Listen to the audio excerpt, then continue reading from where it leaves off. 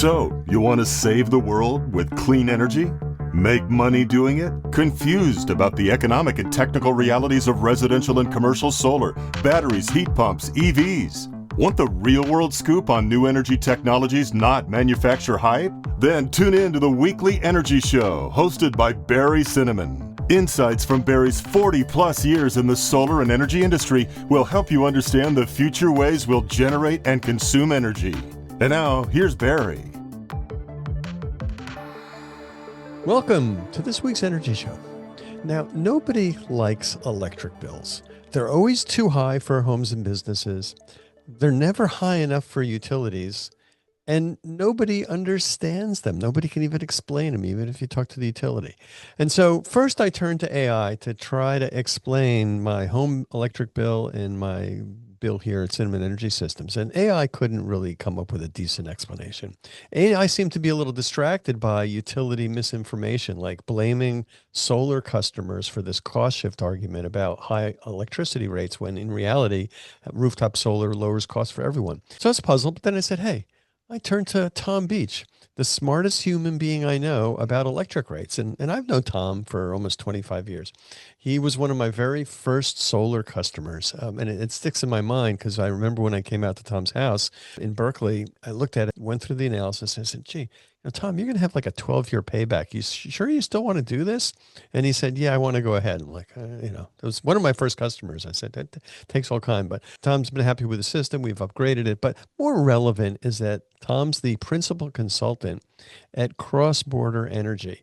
And Crossborder Energy provides economic consulting services and strategic advice on market and regulatory issues related to the natural gas and electric industries. Tom's a graduate of Dartmouth and Berkeley, and he worked at CPUC from 1981 to 1989. So he really knows the ins and outs of California's energy policies, particularly as it relates to electricity. So welcome to the show, Tom. Happy to be here, Barry. Well, first, why don't you tell us a bit more about your work with Crossborder Energy? After I left the CPUC, I put out my consulting shingle and have worked since then for a wide variety of different clients in both the natural gas and electricity industries. I think in part due to my CPUC experience, I've done a lot of work on rate design on for both natural gas and electric utilities. Over the years, we've worked not only in California, but probably 30 other states as well. And in the last couple of decades, I've done a lot of work with the solar industry on net metering issues, and also the EV charging industry on electric rate design issues involving public charging facilities. So, have participated in a lot of rate cases. There's a lot of work to do with all these rate cases, and particularly with EV charging and how that works with EVs and VPPs and things like that. But just to kind of back up, if you could give our audience an idea of the different types of utilities out there, because you only get one bill from your utility, but there's different flavors of utilities around the country. There used to be really just two flavors depending on who owned the utility. There were private utilities that were investor owned, and then there were municipal or publicly owned utilities that were owned by the local community. There was a lot of push and pull between private and public power back in the 1900s when the electric grid was being built out. That landscape has gotten more complicated in recent years as the generation side of the electric industry has become more deregulated.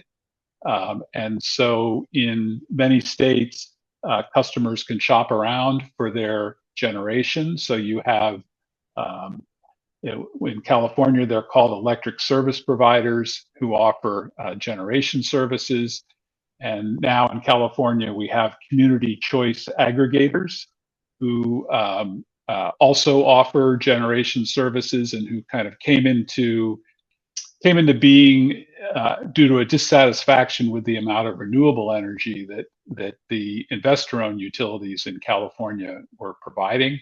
In terms of the wires, the transmission and distribution system, that still tends to be largely owned by either investor-owned utilities or by municipal publicly owned utilities. What do they have in Texas? How is that market split up? Texas has a probably the most deregulated generation market in the U.S.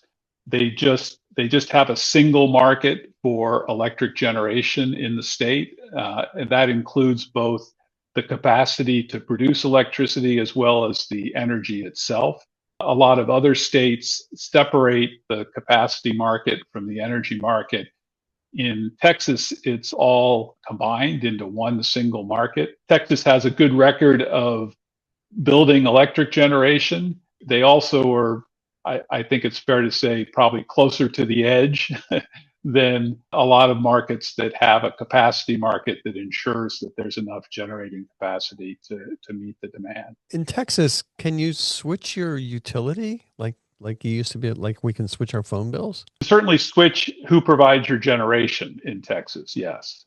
But I think the delivery of the electrons is still a single monopoly provider. The wires part of the system, that still tends to be viewed as a natural monopoly, and usually people just have one option for the delivery of electrons.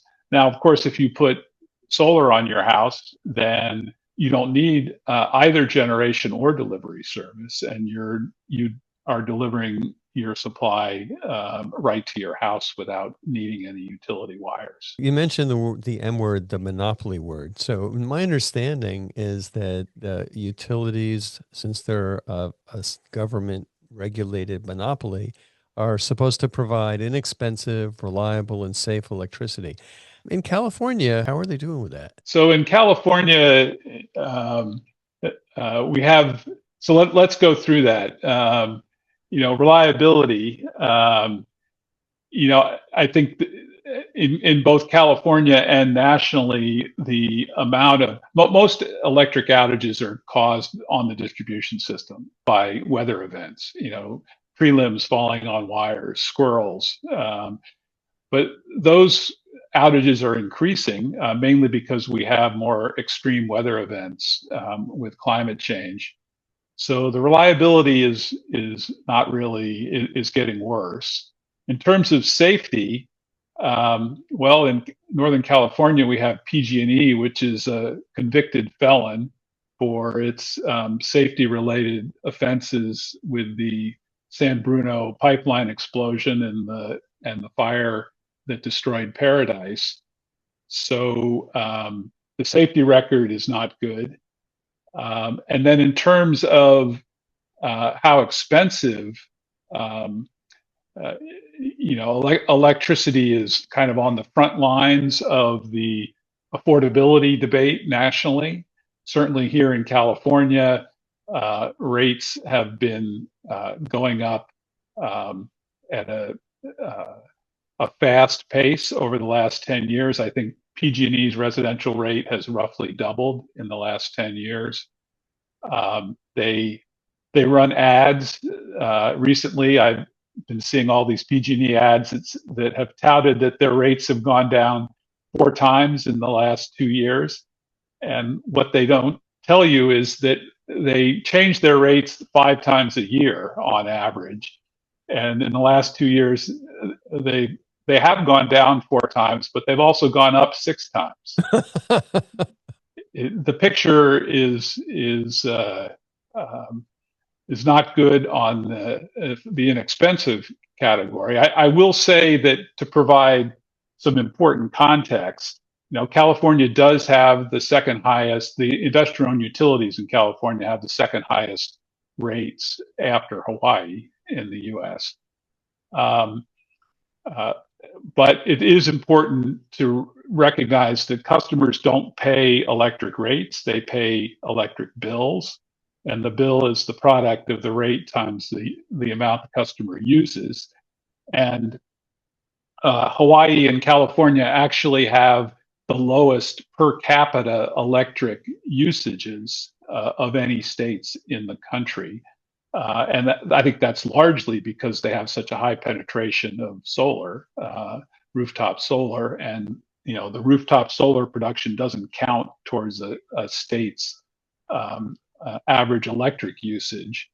So in terms of bills, the situation is not quite as bad in California. I think they're somewhere in the middle of the pack among states in terms of bills, electric bills. The utility investors don't get paid based on usage, they get paid on bills. So they want to see those bills go up. And that's one of the reasons why they're opposed to more rooftop solar. But we'll get into that more. Let's talk about this basic investor owned utility business model and how regulators are supposed to enforce that. How are the utilities guaranteed to make money? The basic structure is that the utilities are compensated with a set return on the money they spend on physical assets that their wires, their power plants.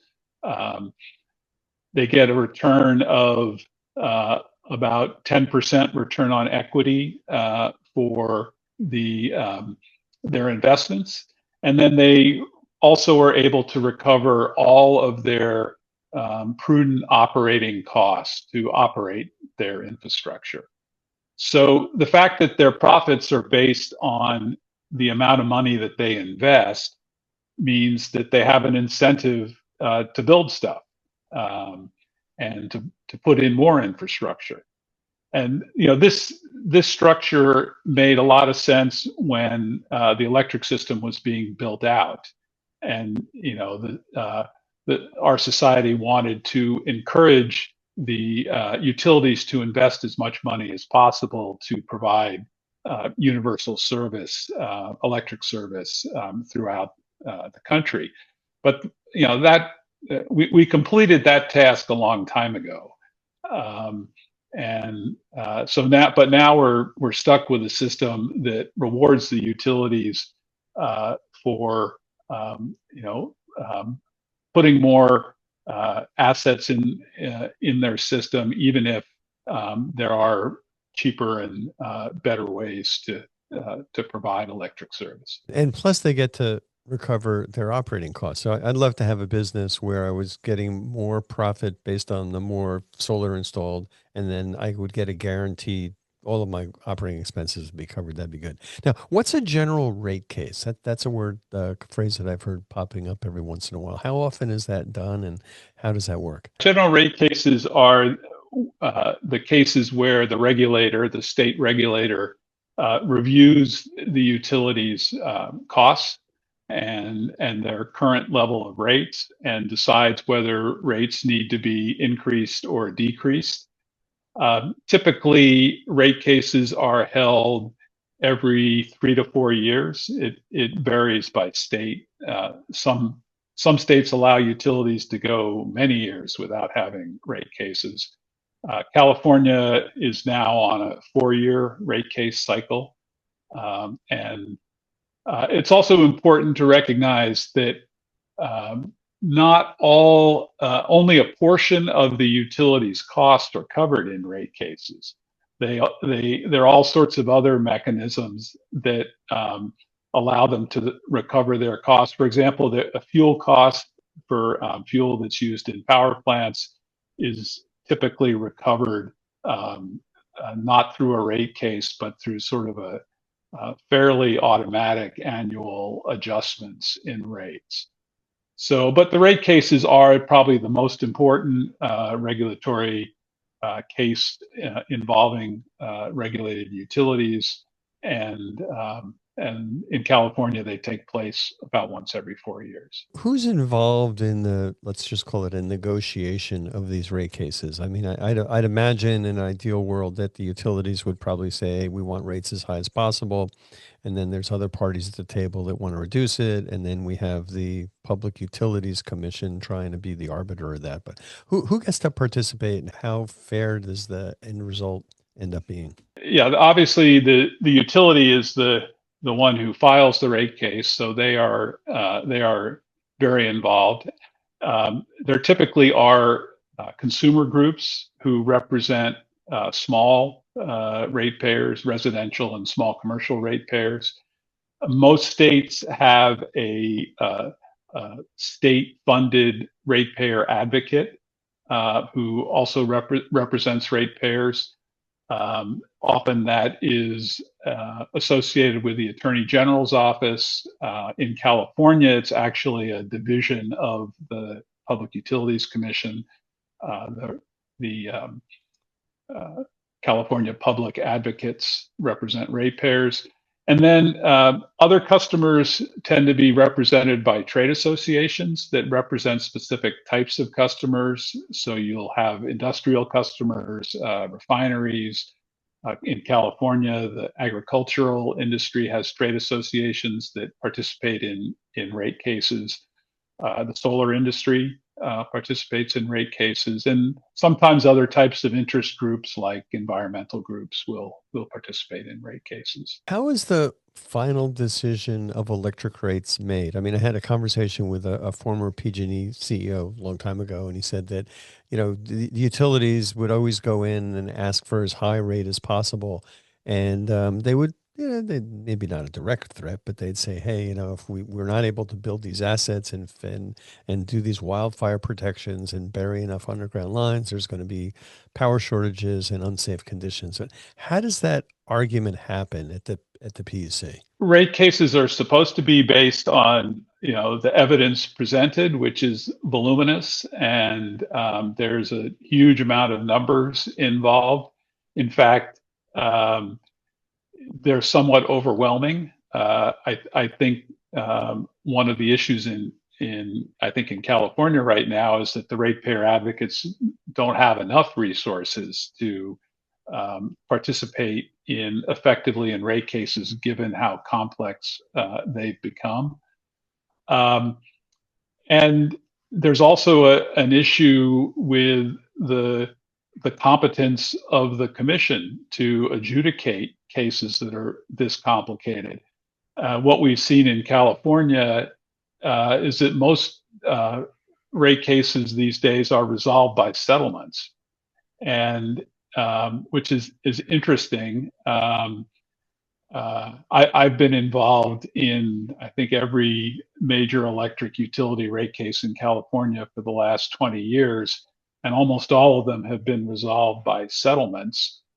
And it's an interesting dynamic where the parties really don't trust the commission to reach an equitable final decision, so everybody ends up getting a little bit in a settlement that then the utility commission tends to bless, because it takes a lot of work off their hands to have the parties reach a settlement. But it also tends to kind of enshrine the status quo, and it's not an effective way to make it's a way to make gradual change, but not to make systemic change. How is politics involved? Is it right out front, or are there subtle machinations happening behind the scenes that may affect the way that these decisions are made? Politicians are susceptible to pressure, and some politicians are more susceptible to pressure from small consumers, residential ratepayers. Others may be more business oriented and subject to the business community, pressure from the business community. Agriculture, of course, is a major industry in California. They definitely participate actively in rate proceedings. And so all of those groups, make sure that that their opinion is heard. And so it's a complicated mix. I think it's a state as big as California. All of those groups are, I would say, pretty well represented.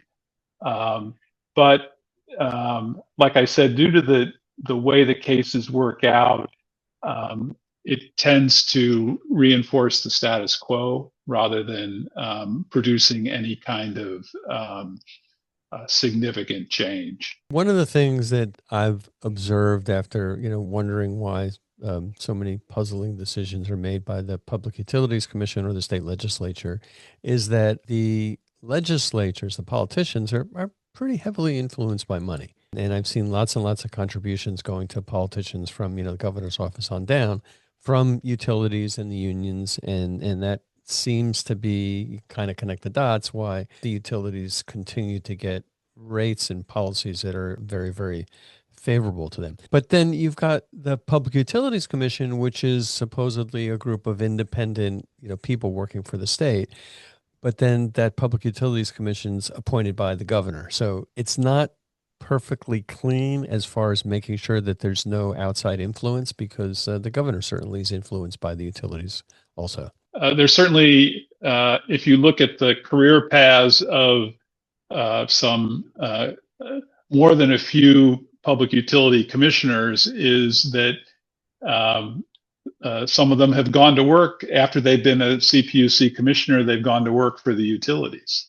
And so there's that revolving door that is also, that's also an issue that I think it's hard to deny that has an influence as well. And one of the things that I thought would be a great solution is that we as a state, and other states have tried to do this, is ban political contributions from regulated entities that would have an impact on their regulations. And I think that law might have in some way passed in California last year, but then utilities can still use non-ratepayer funds for that, for whatever they raise from investments. So it kind of solves half the problem, but not the complete problem of getting the utilities out of the de facto control of some of our politicians. Yeah, the utilities have plenty of money that doesn't come from directly from ratepayer sources to spend on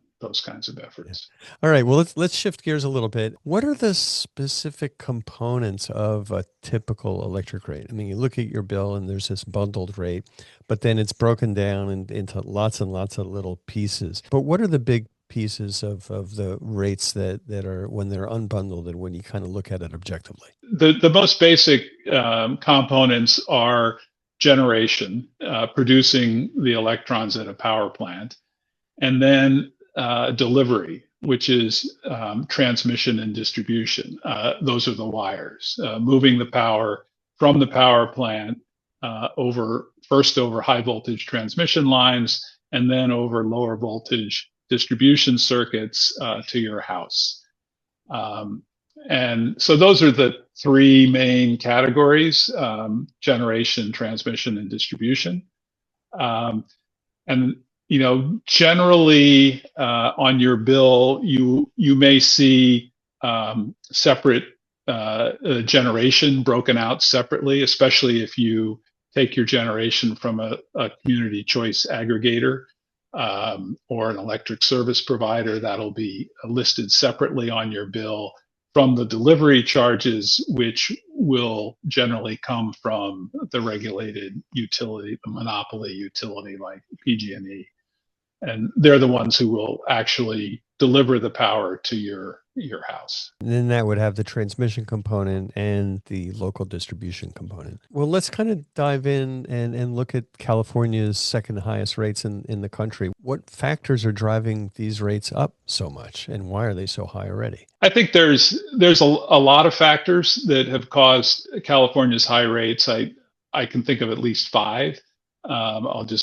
I think, and I'll try to go through these in what I think are the order of importance. Probably most important is the utilities have just been spending a lot of money. And this is especially the investor-owned utilities. They've been spending a lot of money on their transmission and distribution systems, on the wires part of their business. This is partially driven by wildfire-related spending.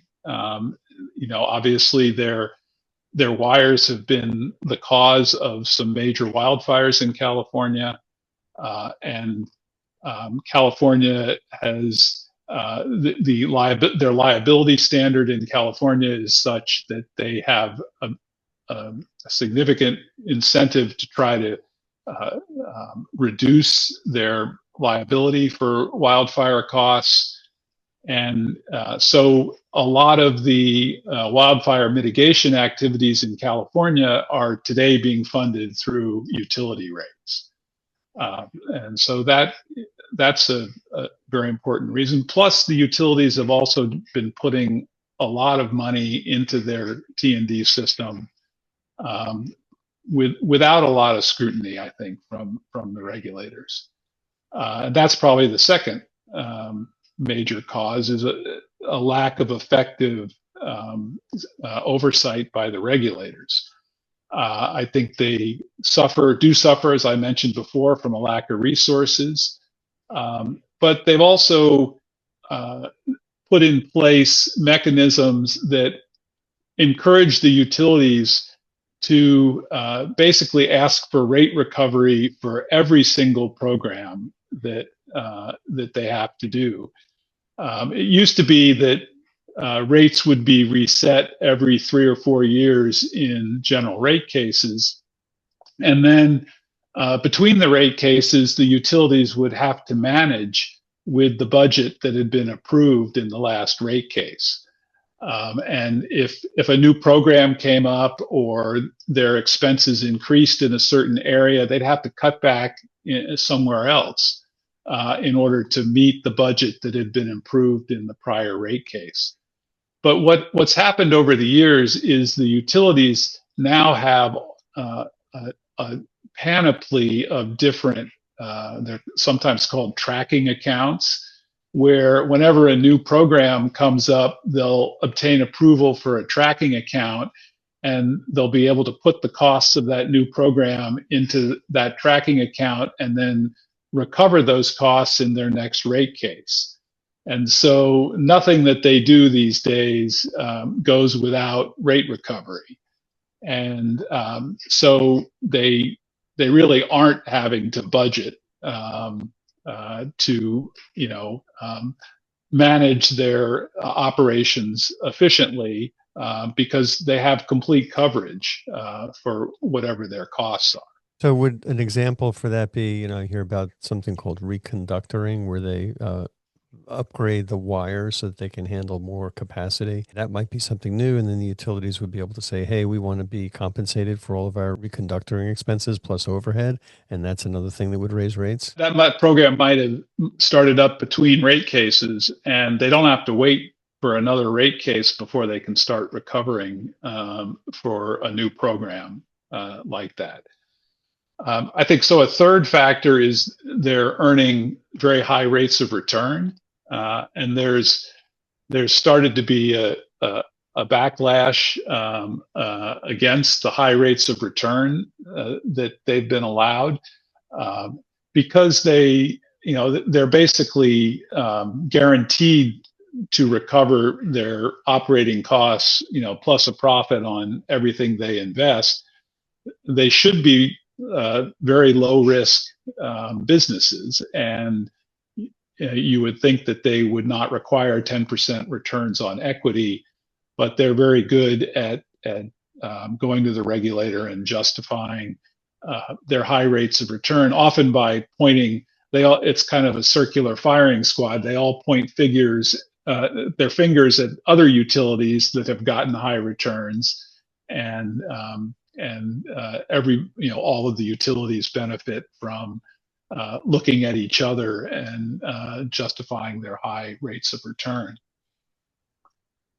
And then a fourth factor, and this is getting far down on the list, is California is trying to move to 100% clean energy by 2045 or 2050. And so California has, over the years, had a renewable portfolio standard that has required the amount of renewable generation to increase over time.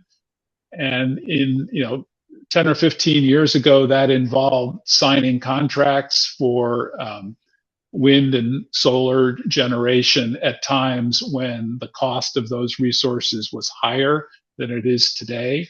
And those contracts are still with us.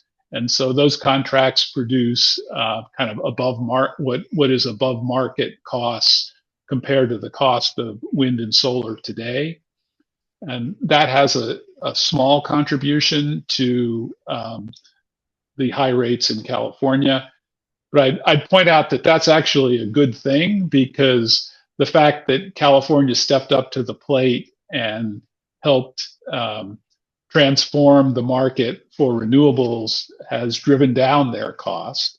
And so today we're benefiting from the low cost of renewable generation that was enabled by the investments that the state made, 15 to 20 years ago. That's kind of amazing how they're able to kind of work that business model to their benefit, but that's kind of life. Now, there's a big hullabaloo over the past 4 or 5 years about something called the fixed charge and the solar tax. What is the fixed charge, and how much has that gone up, and how big an impact does that have on everybody's electric bill? So electric rates in California used to be, and were until this year, for the investor-owned utilities, almost entirely volumetric. So you basically paid a per kilowatt hour rate based on the amount of electricity that you used every month. The CPUC this year implemented a new rate structure for residential customers that has a monthly fixed charge. For higher income ratepayers, it's about $24 a month. And then they lowered the volumetric rate in recognition of the revenues that the fixed charge would bring in. So the result of that has been to kind of penalize customers who don't use a lot of electricity, because everybody has to pay the $24 a month fixed charge. And if you don't use a lot of electricity, you saw your bill go up. And so that basically penalizes customers who've invested in energy efficiency, customers who live in the cooler parts of California, along the coast.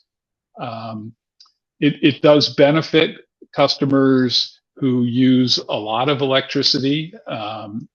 For example, if you have a lot of air conditioning load in the Central Valley, you probably are seeing a somewhat lower bill as a result of this structure.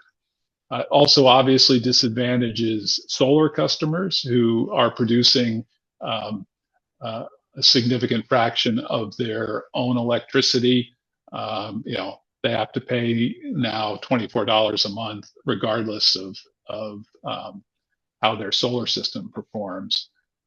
I think that there's a reason for the fixed charge. There certainly are some costs that the utility incurs that don't vary based on how much you use, but it's a very active debate about how much that is. I think most people would agree that your meter that records how much you use and the utility's cost to send you a bill every month, that those are fixed costs that don't vary with how much you use.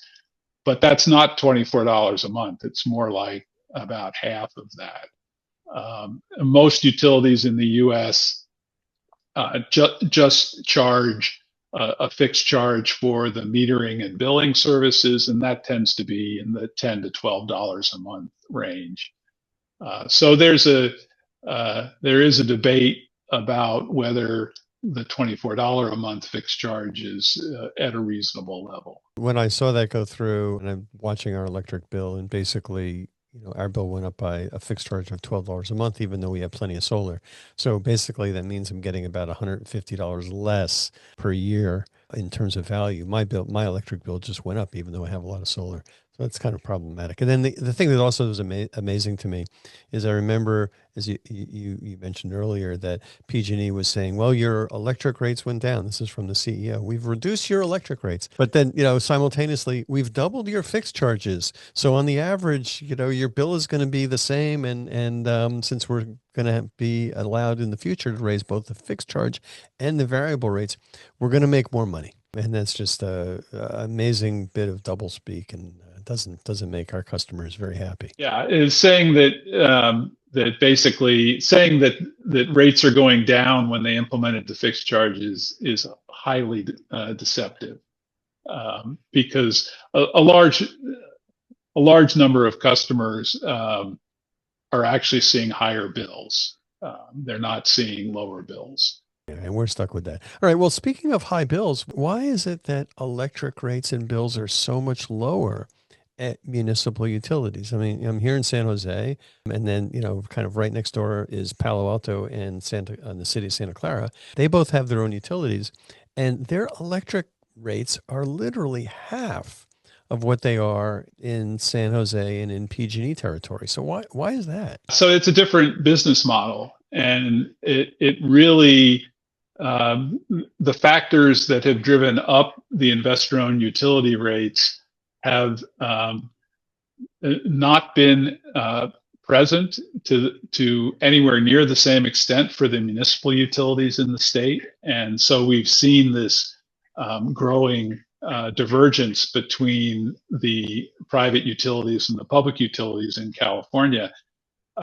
So one of the factors that I cited were that the rates of return for the investor-owned utilities are very high.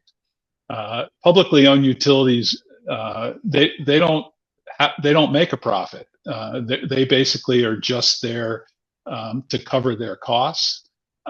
They can borrow money at. They don't have investors that they have to provide 10% returns for, so they can borrow money at 5 or 6% in the bond market, and that's how they finance their facilities. So their capital costs are much less expensive.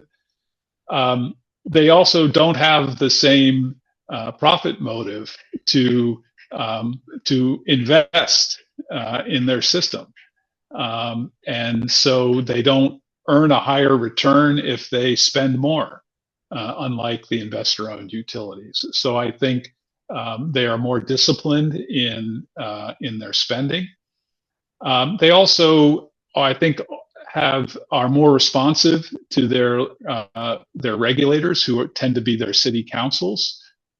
These utilities serve more compact service territories, like the city of Palo Alto or the city of Sacramento, and the people who regulate them live in the same communities as the people who run the utility, and they're part of the same government. Whereas someone in Redding, California, who is served by PG&E, is a long way from PG&E's corporate headquarters in Oakland or San Francisco, and PG&E, I think, frankly, I think PG&E is too big. It would be much better run if it was broken up into smaller utilities, and I think those smaller utilities would be more responsive to the people in the local communities that they serve. I think that has a significant effect on the rate levels. I've also heard arguments from people saying, well, the utilities are required to run power to pretty much anybody who wants it, even though it might cost $100,000 a mile to run those poles.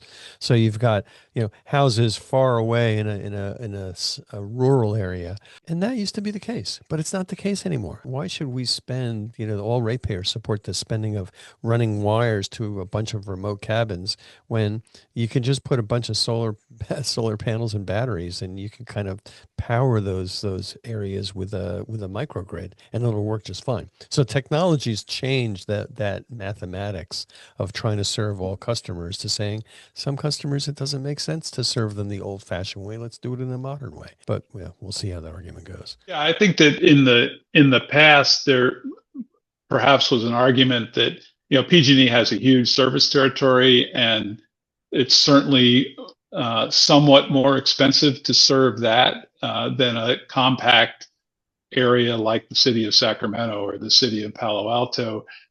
But the utility system has been largely built out over the years, and I think that that difference has largely eroded over time. People are still making an excuse, but so talking about how the system has been built out, we've got a lot of solar customers, and some people are saying, I don't even need the utility. I've got batteries, I've got solar, I got my EV I can charge, run my house from.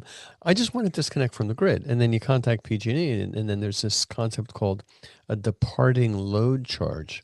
They're planning on charging people who add more solar to further reduce their bill, a departing load charge. And it's just bizarre that utilities can charge people more money to stop using their product. I just don't understand how our government let us get into this situation. Well, I think the theory is that when you took service from the utility in the past, they thought you were going to be on their system for all time. So they have been planning to build their system to serve you. And they have entered into contracts with power producers, long-term contracts with power producers, or they have built facilities under the expectation that you were going to be there. Now, when you start unpacking that, you realize that argument may be a reasonable argument for the next year or two, but over time, that argument gets weaker and weaker the further out in time you go, because the future is always uncertain, and there's always uncertainty in what electric demand is going to be, especially 5 or 10 years from now.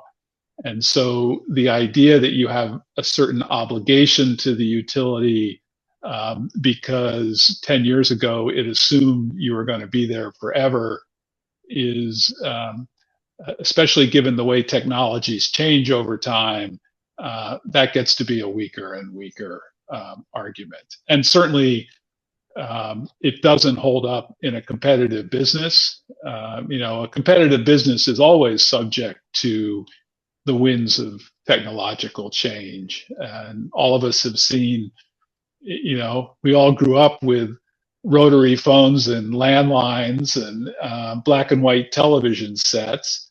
And the people who made those products had no expectation that we would be buying their product for a long period of time. If regulation of the electric industry is meant to mimic what happens in a competitive market, then things like departing load charges just don't measure up to scrutiny. It doesn't make sense. I mean, when I first designed my solar system, I didn't have an electric vehicle. I didn't have a heat pump, and I kind of balanced it out. And then things happened in terms of new technology. And now it would make logical sense for me to add on to the size of my solar system, but I literally can't do it without jumping through a lot of hoops. All right, well, let's talk about another type of solar that's really going to help middle and low income people, particularly people who live in apartments. It's called community solar. When I kind of fly in and out of San Jose Airport, I see hardly any blue roofs. They're all pretty much white roofs. I don't see any community solar. When I fly in and out of Newark Airport, I see lots and lots of warehouses, lots and lots of public parking lots with solar on them. Why isn't community solar taking off in California, even though there have been some recent laws that encourage it? Community solar is a great idea, and it's basically trying to make solar available to customers who don't own a single family dwelling with a roof that they own that they can put solar panels on. So that's renters and renters in particular, and that's a large part of the population. And the idea is basically to build solar systems in the 1 to 5 megawatt range, which are cheaper to build because they're fairly large. And then people basically buy shares in the community solar facility and get credited for the facility's output in kind of in a similar way that regular solar customers earn credits on the power that comes off their roof. It's a great concept. There are many other states that have really vibrant community solar markets. And it hasn't taken off in California because the CPUC has not recognized that community solar facilities can reduce not just the generation costs, but also can reduce the transmission, the delivery costs of the utilities, because community solar facilities tend to be located, as you said, on parking lots and rooftops, closer to load than large utility scale solar farms, and that saves money. And those savings, if they were recognized in California, would enable community solar programs to provide discounts to renters and low-income customers who subscribe to community solar facilities. But because they don't recognize those avoided delivery costs, community solar just doesn't pencil out in California. And there are a lot of renters and low-income ratepayers who are not able to access the benefits of those programs that exist in other states. It is taking off in other states. And, it's just important to emphasize the fact that when the customers get a discount because they're not using as much of the transmission system, that means the utilities lose revenue. And that's, it's a zero-sum game. Let's talk about one of my favorite projects. It's data centers, and there's lots and lots of things going on at the Federal Energy Regulatory Commission regarding large load tariffs, and these are the tariffs that big industrial customers like data centers would be paying. What are large load tariffs, and how could they be done fairly with data centers? Data centers are very large, concentrated new loads of electricity consuming devices, right? They're warehouses filled with computers.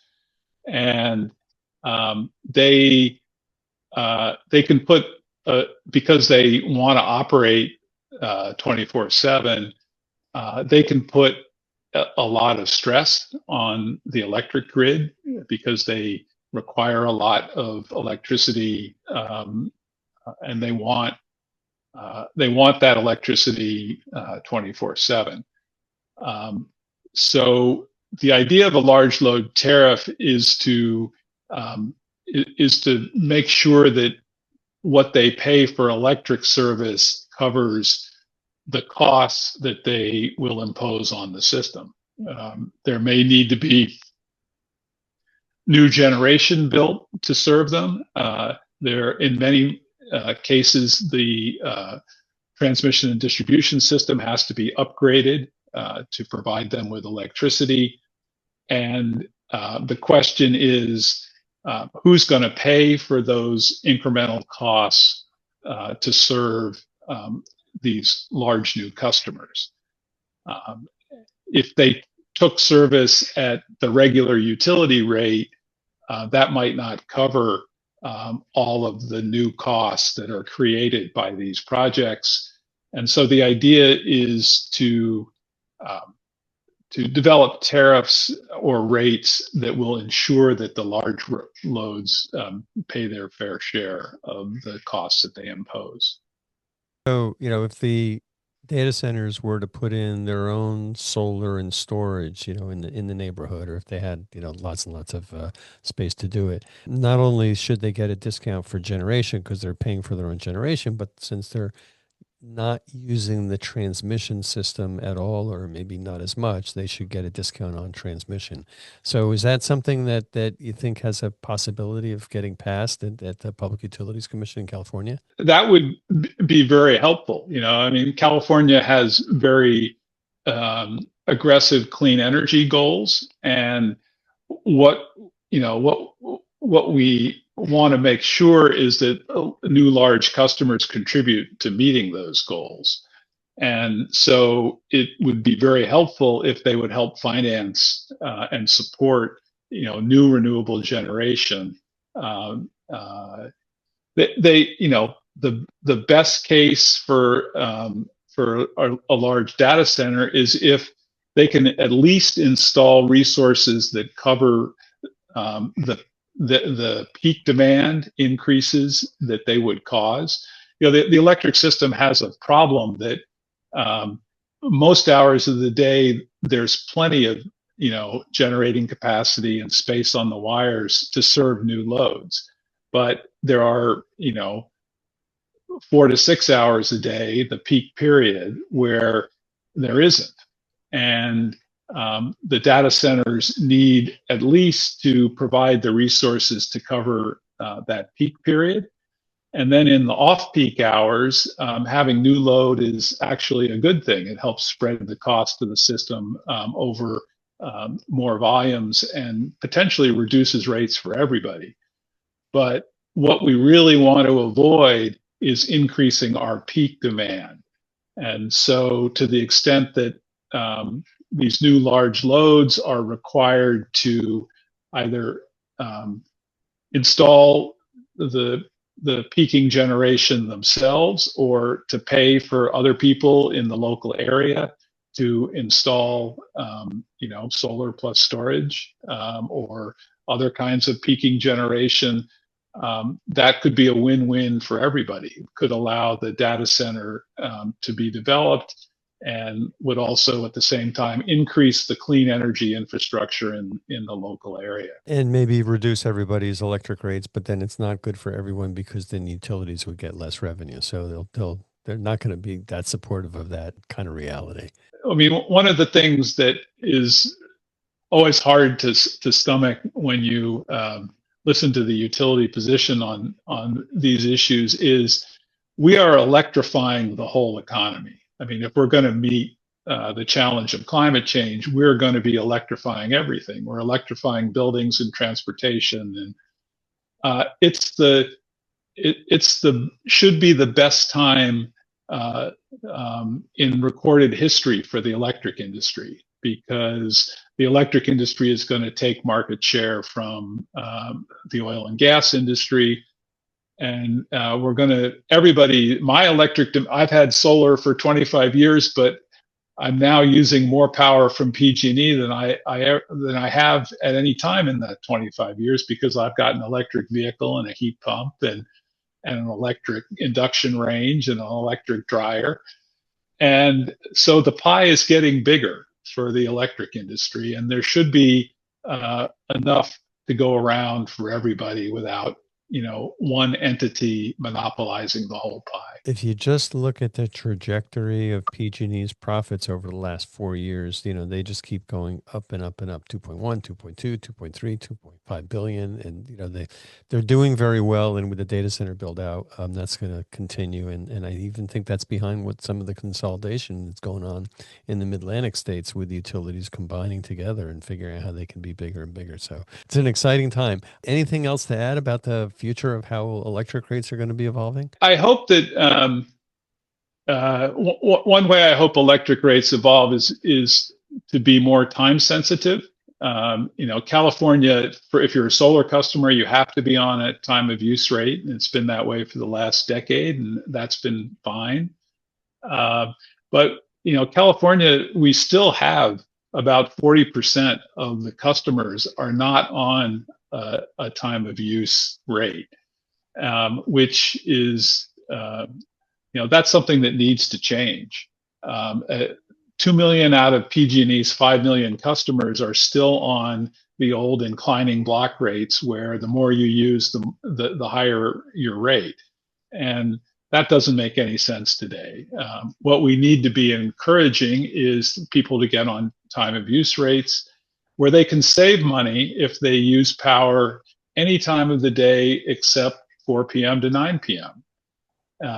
It's not hard to do. You just have to program your electric vehicle to charge outside of that period and be a little bit time sensitive to when you run your appliances and turn on your air conditioner. And you can actually save a lot of money, and it can be very good for the environment and for all of your the ratepayers that are your neighbors. That's the way we live at our house. The cars only charge after midnight. There's a sign on the dryer saying, do not use the dryer from 4 to 9 p.m. And that works for everybody. All right, just to kind of wrap up, how did you get into the electricity business? Why did you decide to go work for the CPUC back in 1981? When I was in grad school at Berkeley in the late 70s, that was during the, I guess, the second oil crisis, after the Shah of Iran was overthrown. And I actually had a degree in physics as an undergraduate, and I looked at how long it would take to get a PhD in physics at Berkeley, and it seemed like a long time. And at that point in time, energy was a hot topic, and I thought that it would be a really interesting field to get into, and I had some very inspiring professors at Berkeley, so that kind of led me to get involved in energy, and it's been a fascinating journey since then, and I'm still enthralled. Still in the thick of it, which is it's great having you here and having somebody with your ability to explain things available. So, all right. Well, that's all the time we have on this week's Energy Show. Thanks, Tom, for joining us. And thanks to all of our listeners for tuning in. If you missed any of today's show, you can always go to our website at energyshow.biz and listen to the podcasts. Thanks for tuning in to this week's Energy Show.